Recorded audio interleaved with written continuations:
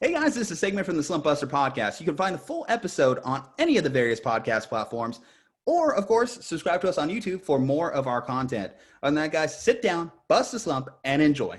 Hey, what's going on, everybody? Andrew Hagenbaugh back with another video, and today I'm going to be talking about Jared Goff going to the Detroit Lions and how does that affect his fantasy value. I'm going to do another one with Matthew Stafford after this, so if you want to see that one, stick around. But jumping to Jared Goff going to Detroit and joining the Detroit Lions, how is this going to affect his fantasy revenue or fantasy value, whatever you want to call it? I think it's going to trend way down. You have a new head coach in Dan Campbell. You have a new GM in Brad Holmes, who has lots of choices to make. Number one, what's going to happen with that 7th overall pick? Number two, you have to retain Marvin Jones and Kenny Golladay, your two top receivers. There's already talks that Marvin Jones could be moved to LA to rejoin Matthew Stafford with the Rams. There's also talks of him going to New England, and there's even talks of Kenny Golladay going to maybe Cincinnati or to a different team as well. You have only 1 month to figure out what you're going to do because free agency starts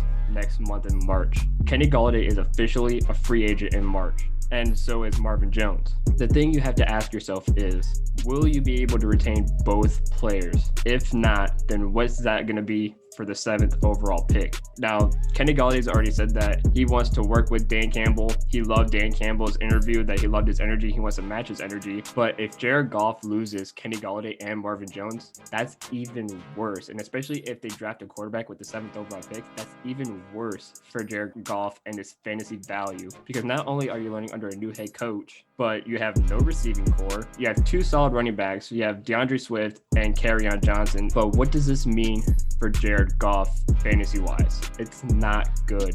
He goes from a slightly above average to very below average when it comes to fantasy relevancy. I don't even know if he's even going to be worth drafting until very, very late in the rounds, when you're just basically just using your last few picks on just filling up the roster. Do you select quarterback with 7, or do you try to fill the role of Marvin Jones and potentially Kenny Golladay? You can get Jalen Waddle. You can get Jamar Chase. There's some options there. It's just a bad, very, very bad situation for Jared Goff to be in. His fantasy value, even relevance, goes way down. He went from like a scale of 1 to 10. He goes from like a 6 all the way down to like a 2. But with that being said, guys, I'm going to talk about Matthew Stafford in the next video, so stick around.